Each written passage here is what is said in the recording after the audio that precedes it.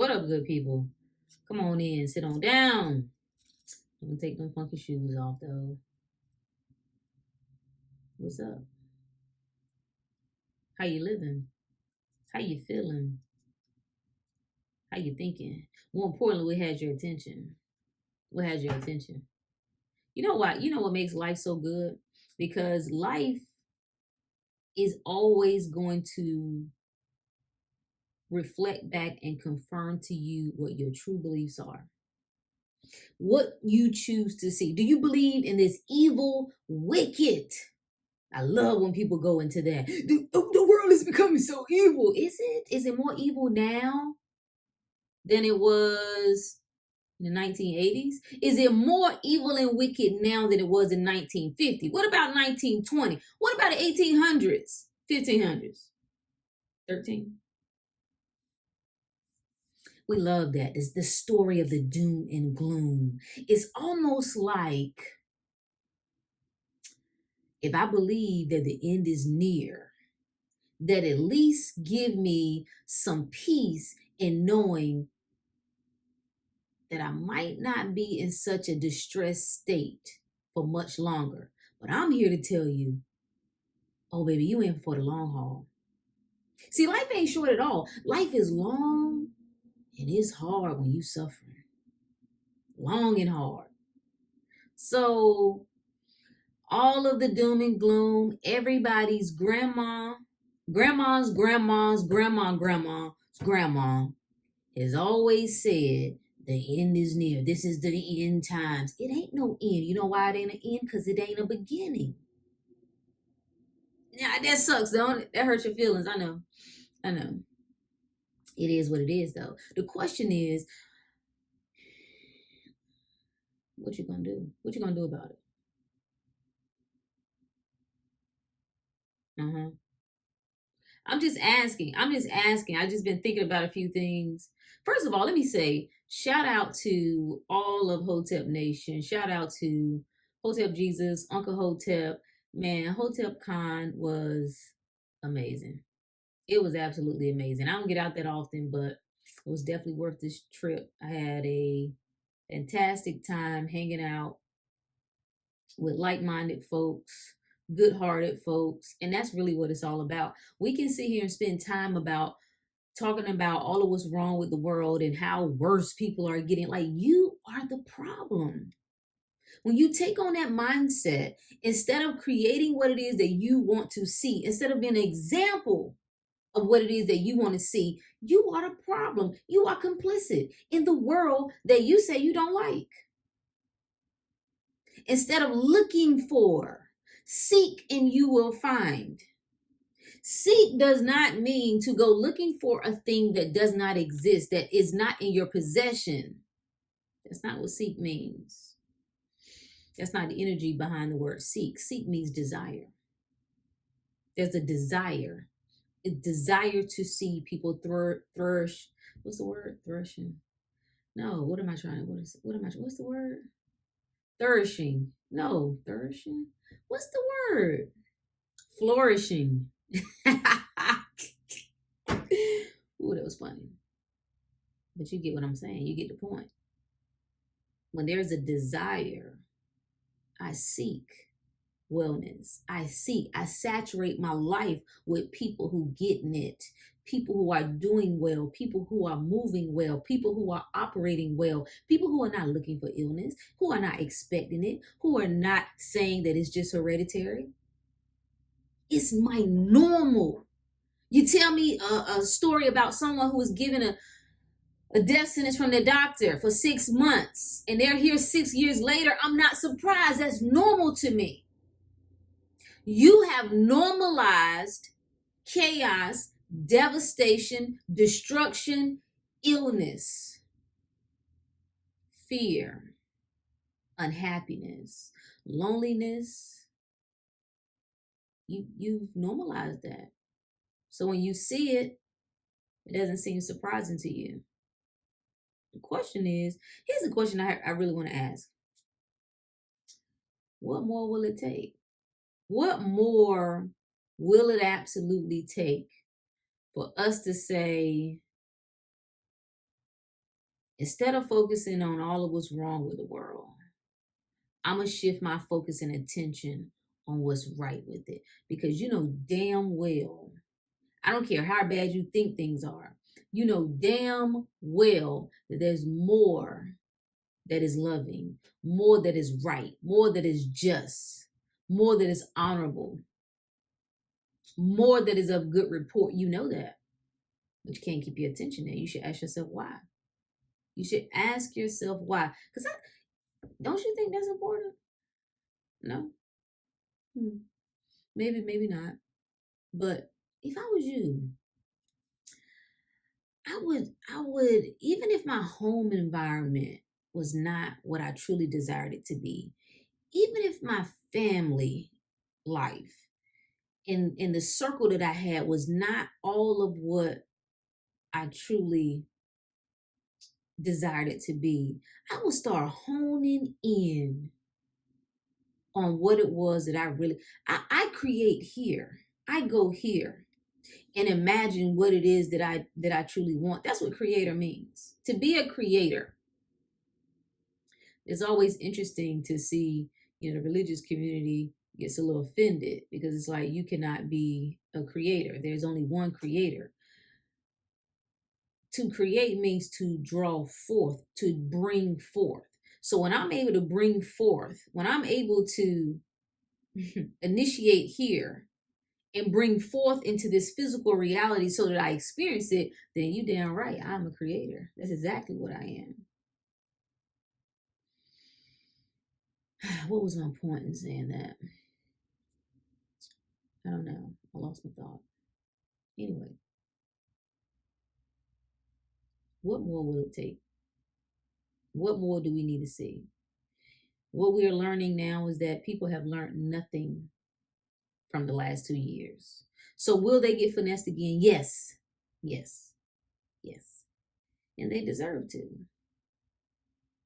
But Brooke, that sounds a little harsh there. Why? How do you not see that as a gift? If there is a lesson for you that comes bringing understanding, that comes bringing wisdom, and anytime you don't learn it, it repeats itself, that seems like a gift to me. You looking out for me, that there was something in it for me that I did not get, so you circle back. So that's what's going to happen. Well, how long? When will enough be enough? I don't know. Only you can answer that. When will this end? When you say it will end, when you say that I've had enough, when you say that I'm tired of playing the game.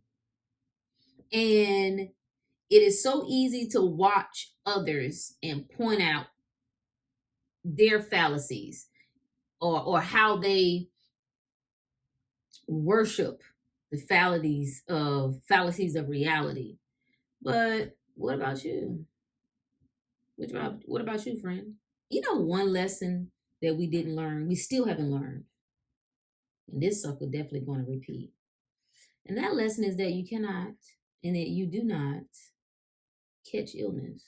That's not how it works, people. It's not how it works, and not how it works. Why won't we look at? We know this is a fact. This is not my opinion. This is not just speculation. We know for a fact that if we run some sort of test and we put a number of people under the same scenario and they all don't fall victim to the same thing, then there has to be, it got to be something else at play.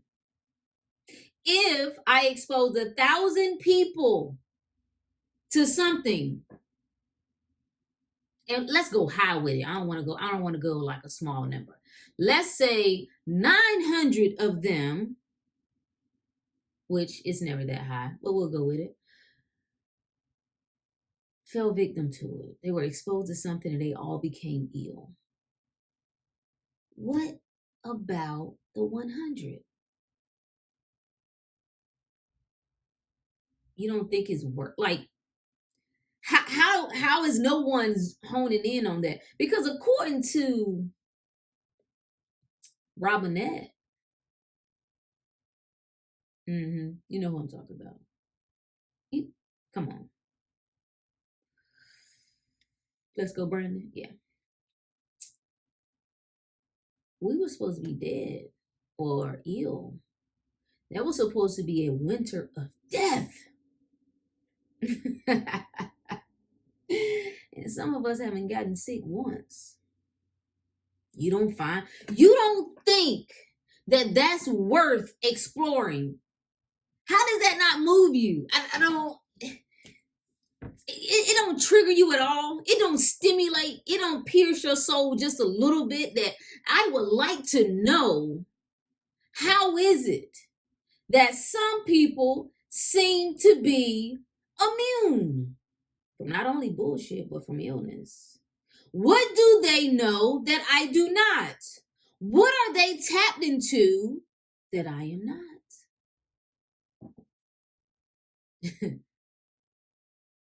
Uh-huh.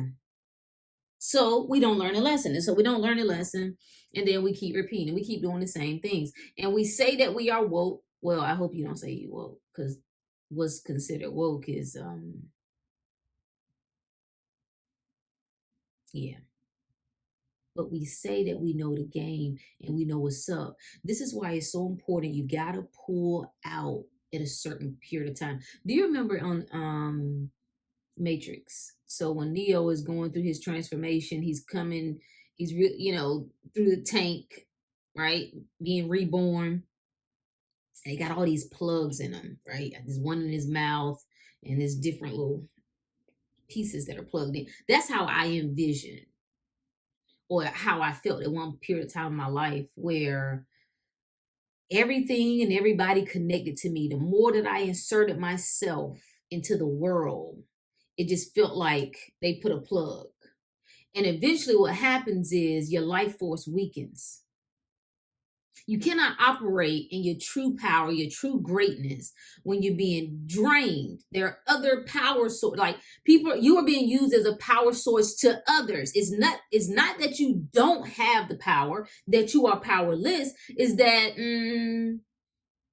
that energy flow is being redirected somewhere else. And the more you stay tapped in, the more you stay arguing with people about what's right, what's wrong. No, I don't. That, I'm telling you, trust me on this. And I encourage you to test it out and see. Test me and see. You should always test things for yourself. Don't take nobody else's word for it. The moment that you begin to pull away from that, you start to hear you again. If you're ever wondering, I don't know what people mean when they say, no, if you're ever wondering about when people say, what was I about to say? Oh, about their inner voice, about, yeah, and then I heard in my spirit this, or my spirit said that. It's not this isolated thing, right? It's not like people just got it and you don't recognize your voice because you don't spend time with you are a stranger to you. The moment things happen, you're so connected to what everybody else think. And there's a time for mingling, there's a time for engaging, there's a time for fellowship and collaborating, but your priority has to be you. And that takes time, that takes isolation. People don't know how to sit with themselves. Fidget. You ever notice when you just got to sit still? That's what I love so much about yoga, because it really exposes you. I was telling this story about the last pose which is in yoga is called, not the last pose, but at the end of our sequence, right? End of class, the last pose was considered the corpse pose. And it's symbolic to The release, the let go, the dying of self. Like you've done all that you could do for those 60 or 55 minutes. And this is the moment of surrender, right? Shavasana pose. That was the hard, and my teachers used to say, this is one of the most challenging poses. And I'm like, how can it be challenging? You literally just laying there. All you have to do is lay on your back and chill. What I found was true was that it was the most challenging pose for me because even with that pose, I'm still trying to, I'm still trying to stretch. I'm still trying to um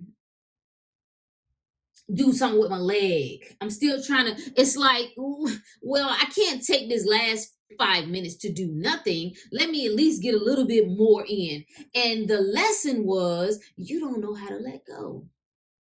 You don't know how to let what you've done, when you do all that you know to do, to let go. That was my lesson. No more scratching, no more itching, like the irritation, the place of agitation. We're uncomfortable with that, which is why we got to always be around people. We got to always be talking. Let me call so and so and see what they think. Let me stay connected on my phone nonstop. This is why, because we don't practice. So it's not that if you're feeling like the voice within is clouded and you don't know how to recognize it, you must spend some time with yourself so you can reacquaint yourself with it. That's how this works. Because if not, when people say trust your intuition, trust your gut, well, a lot of us, our guts are full of shit and parasites. So you'll be getting transmissions that ain't you. That still ain't you. So the question we come back to is, what more will it take? Now the easy answer is, it's gonna take whatever it takes for however long it takes.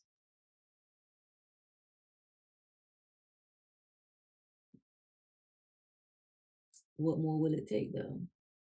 What more do we need to see? Anybody that's been on the internet, I want to say for at least 5 years, I'll say 5 to 10 years, and you are still getting triggered and moved based on headlines, that's foolish because you know better. You've been around enough to see things. This is what we love and appreciate so much about our elders. They got a sense of calm because they've been around the block a time or two. They've seen things. They know game. They've also experienced scenarios that they thought would take them out, but they learned could not and did not. And that's the wisdom that we get from our elders. We are weak. We are weak because we won't live and we won't experience life. And we won't allow life to break us. Yeah, we got to do a whole episode on that. When life is trying to break you, let it. Let it. Now, if you listen to some of the podcasts, you could be thinking, well, damn now. Brooke, I thought you said you got a couple episodes that's talking about life can't break me. You can't let life destroy you. Both are still true. See, you let life break you until it no longer can. Because what you come to find out is that what is being broken is the illusion. The only thing that can be broken is that which is not true. You break the shell, and sometimes that shell around us is so thick that life got to hit harder. You want to know why some people seem to experience a lot more devastation in their life? Because life got to keep knocking harder and harder to crack it. It is trying to get you back to you. So life can only break you until it no longer can. People can only break you until they no longer can. Situations can only break you until they no longer can. That's the lesson. Now, whether you catch it this go round or the next go round, or maybe you just gonna die and come back and try it again. I don't know. Whatever works. Either way, it's all good. You see that? Isn't that the good news? To me, that's exciting. I rocks with that. So, what more will it take for you? You got to ask yourself that. For those who are sick, I want to know. Like I have conversation with folks, and they will give me a line down of their condition and how much worse they're getting, and then tell me they're going to get some Chinese food and some pizza. What? And I always respond and say, "Oh, it's not that bad though. It's not really that bad. You're telling me about how awful it is and how you're getting put on more medication and how you're struggling with this and you're having more pain, but it really ain't that bad yet because you got the option. See, when life knock you on your ass and you ain't got no other option, don't none of that other stuff. It don't matter what you feel like. It don't matter how good the chicken is. It don't matter. No, no, no, no, no, no. It's whatever. I'm in, baby. So I say good. I say keep doing what you're doing. Obviously, it ain't that bad yet. Obviously, when you get up in the morning and you out of breath just to walk to the bathroom, obviously that ain't that bad. When you go and travel, that's something about traveling. Like illness, reversing illness is one thing. And it's significant because I don't believe that we were designed and put on this earth to be ill. But so I really do desire to help folks to learn how do you reverse illness naturally, without doctors, without drugs. Bring your body back to a state of wellness. But outside of that, let's talk about quality of life. You know how much more difficult it is when you are sick and out of shape and overweight? I don't know how ill people. I mean, I guess I do know how. Because you get used to it. You don't even realize how bad you feel. But when I think about traveling and just coming off of travel, it's one of my greatest reminders. Like, I feel good traveling. It doesn't matter if I got to walk from one end to the other end of the airport and it takes a 15-minute walk. It don't matter. If I got luggage with me, I can carry it. I'm in great health, and it matters. Your quality of life matters. Do you have the energy to do the things that you like to do? It's one thing that kind of, on a personal tip, kind of it's slightly, I hate to see it. It kind of bothers me a bit. One thing my mother and her sisters used to love to do was to just go to the stores, just walk around. I mean, ain't nobody had a whole bunch of money, but just to be able to go to the mall and walk around and go store to store, you pick up a couple things, and to see their health decline to the point to where that is an unbearable task. Connect the dots. What happens to the psyche as you watch yourself go on a decline? This is what helps open the door to death.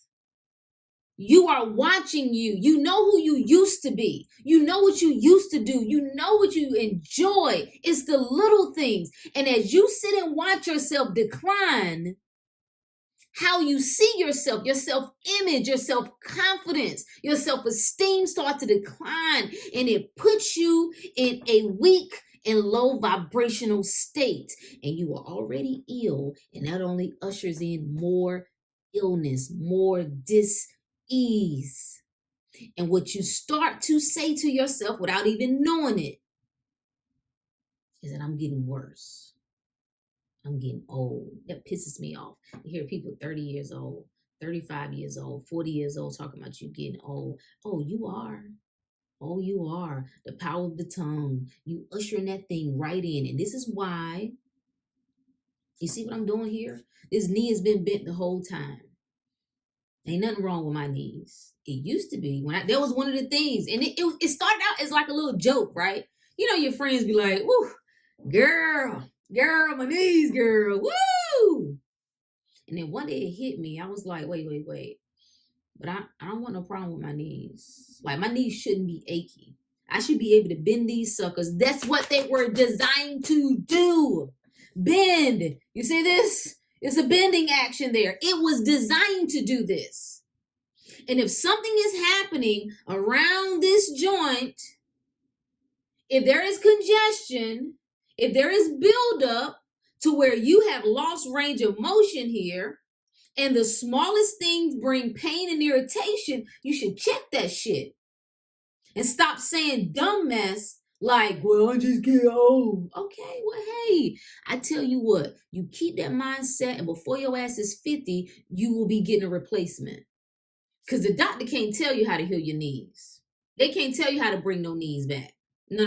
That's not what they specialize in. What they can tell you is, come on in here, let me cut your ass open and put some foreign item in there that your body doesn't recognize, and now it's gonna respond negative to. And eventually, years later, you're gonna have to replace your other knee, and then probably about 5 years after that, you're gonna need to replace your damn hip. Just become the bionic man, woman. So I don't joke about. I'm a clown. Like if you know me, I am on clown time all the time. I find just the shit that people don't even find. Like, well, look, that's not funny. No, it's funny to me, right? You unhappy and you don't find it funny. I'm having a ball and I find it hilarious, right? But I don't joke about that. I don't look to get sick. I don't look to get old. See, young and youthfulness is something different. Now, people can say 20, what is it? What's the saying? 20 is the new 40, 40 is the new 20, whatever. I don't have a problem with time. I'm not fighting. See, this is why you guys stay in a state of resistance. You are fighting what is natural. This is evolution. Time passes, things change. I ain't fighting none of that. I'm cool. The time on the clock, I don't have anything to do with that. It's all an illusion anyway. But how I feel, how I operate, how I move, how youthful that I remain, that's on me. And that starts here. So the question that I'm asking you is, you need to get serious with yourself. And you gotta have time. You know my favorite place? My favorite place is the bathroom. That's like my sanctuary. It's been my saving grace. This is why mamas will always be like, damn, can I just get some time in the bathroom? Can y'all stop barging in? I just need some time in the bathroom. Because it's like this little oasis. It's we get away from everything. But, you know, when you put a notepad by your toilet, when you sitting up there, instead of bringing the phone in, what more will it take for me to get my shit together?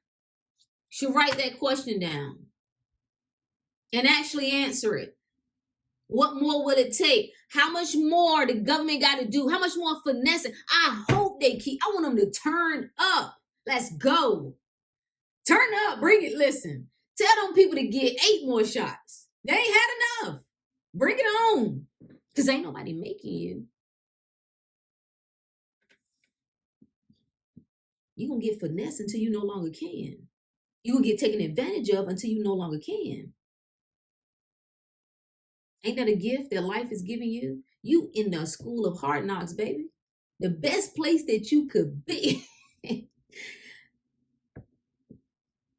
How you see the world. Do you see the world as an evil, wicked, and vengeful place? Or do you see it as a place of opportunity, a place of growth, a place of possibility, a place of love? That is the most pressing question that you must discover for yourself. What are you willing to live for, and what are you willing to die for? I can't take nobody else's story. What you see of the world, that's on you. I ain't got nothing to do with that. You can give me every example of what you believe makes your point. like your that supports your stance on the matter. That's cool, babe. I love it, dude. Yeah, cool. And I got 50 examples for mine. I got 50 examples of men and women loving on each other, beautiful marriages, friends, great lovers. Yeah, black men and women. I got millions of examples of people thriving as they're aging. 80 years old, 90 years old, doing yoga and marathons and being able to see not only their grandchildren, but their great grandchildren. I got plenty of examples of people who were born in the projects. Boom, I'm one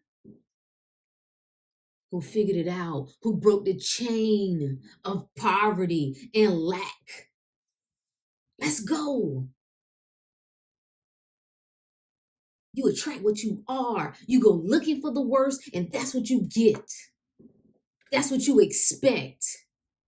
I got millions of examples of life lived well. And what you ultimately get, and if you want to start, what I love about going to the hotel conference was that it was a reminder for me that I needed. It is a reminder because I don't get out a lot, to be honest. I got my things, but it's just a reminder of the power of connection. And I remember in the early stages where I never felt lonely, right? Like that type of shit I don't understand. Not saying it's right or wrong. I just don't understand. When I was ready to really make a transition in my life, it was like middle finger, whatever. I will stand by myself if I ain't got nobody. That's just how I felt about it. But that period of kind of isolation helps you really reacquaint yourself with you. That's what's so powerful about it. My point in all of this is that it's always about you. When I ask the question, what more will it take? Let me add something to that. What more will it take for me? Hmm. What more will it take for me to change? What more will it take for me to improve? What more will it take for me to get serious? What more will it take for me to begin to live my greater life? There's no greater agony than living beneath your potential. See, when you are blissfully ignorant, and there is such thing, you live in La Vita Loca, baby, and you don't know. It don't matter. Like your life is in shambles, but hey, baby, it works. But when you start to get the urging, when things that you no longer, when things that you used to not recognize becomes recognizable to you, there becomes some pain points. It used to not bother you when you was broke from check to check, but now it's like, and this is whack. It used to not bother you that much. You had to constantly take pills for certain things, but now it's before you in a way that it never has been before. It becomes this unblissful ignorance. Now that I know, I can't unknow. And when you know that there is greater, when you know you have a greater potential, when you acknowledge that if I watch this person over here and I am inspired by them, I am moved by them, I know that whatever is in them that just divinely is within me as well. It'll ache at your soul. It'll drive you crazy. The more that you don't do, this is how you enter into a state of suffering. The more that you don't act on the urging, the pulling, the calling, the more you suffer. That's why people so doggone got so much anxiety and depression. People think they want to do less. You had the opportunity to do less in 2020. You was losing your mind. Hmm? Hmm? Huh? Oh, okay, yeah. That's what I thought. No, less. You are a creator. You are here to create. And the more that you don't do that, you begin to decay. It eats you from the inside out. And so a lot of what people are calling mental illness is inner disharmony. And you must do, not less. Not less. My weakest moments when I have kind of gone through and just analyze myself, because I like being able to see me. And sometimes I'm not even trying to correct me. I'm really just watching, like, this is fascinating to see you do this shit here. Like, Rook, I thought you was better than this. This is interesting. So to be able to kind of step out of it and just see what your triggers are, to see what your vices are, to see, we all got them, babe. This is why I don't understand how we have time to criticize others. I don't understand how we have time to be caught up in the nonsense. Your work is great. Your greatest assignment is you, baby. It's you. And the moment you turn your attention from everything and everybody else, what they need to be doing, and say, you know what? What do I need to be doing? What more would it take for me to step my game up, to hold me accountable, right? To create a life of discipline. People want to be free when it comes to money. And I like that. Right? We bout. Let's get some change up in here, okay? We don't want to be dependent on other folks for things. I'm with that. But true freedom starts here. It starts here.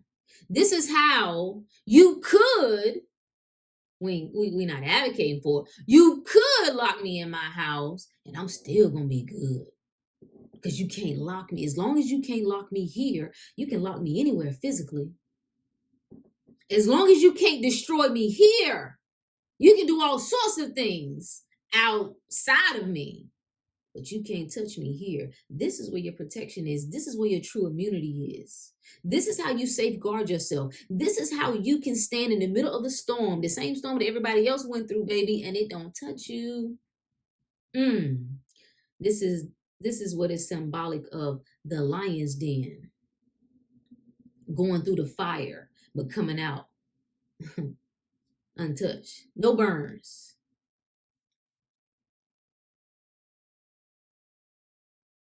What more will it take for me? That's what you should ask yourself. Think about it. Till next time. Peace.